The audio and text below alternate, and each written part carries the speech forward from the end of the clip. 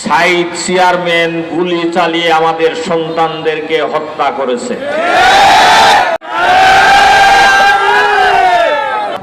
বৈষম্য বিরোধী ছাত্র জনতার আন্দোলনে, এই আন্দোলনের উপরে এই জায়গাতেই আপনারা অনেকেই সাক্ষী আছেন।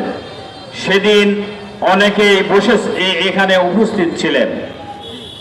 আমাদের দুইজন প্রতিভাবান ছাত্রকে আওয়ামী দুষ্কৃতিকারীরা, আমি নাম বলে কাউকে এভাবে কথা বলি না, তারপরেও দেশবাসী পাবনাবাসী সকলেই জানে সাইদ চেয়ারম্যান গুলি চালিয়ে আমাদের সন্তানদেরকে হত্যা করেছে। ওই সময়ের যিনি এমপি ছিলেন প্রিন্স সাহেব, তিনি নিজে অস্ত্র উঁচিয়ে গুলি করে আমাদের সন্তানদেরকে হত্যা করেছে।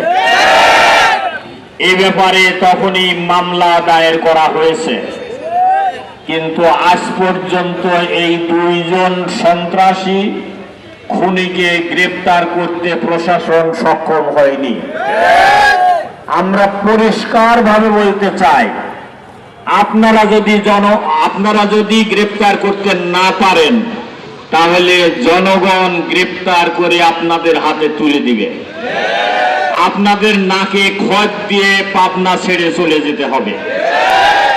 সম্মানিত ভাইরা আমার, ওই দিন আমাদের যে দুইজন সন্তান এখানে নিহত হয়েছে, শহীদ হয়েছে, আমি গতকালকে তাদের বাড়িতে গিয়েছিলাম, তাদের পিতামাতার সঙ্গে কথা বলেছি, তাদেরকে সান্ত্বনা দিয়েছি, তাদেরকে বলেছি যে ওরা শহীদ হয়েছে, আপনি শহীদের গর্বিত মা, আপনি শহীদের গর্বিত পিতা।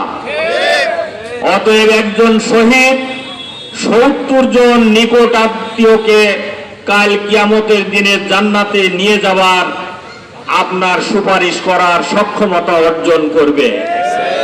অতএব আপনারা সৌভাগ্যবান, দেশের জন্য, জাতির জন্য, মানুষের জন্য, ন্যায় পরায়ণতার জন্য নিজের বুকের তাজা রক্ত ঢেলে দিয়েছে নিলয় এবং জাহিদ।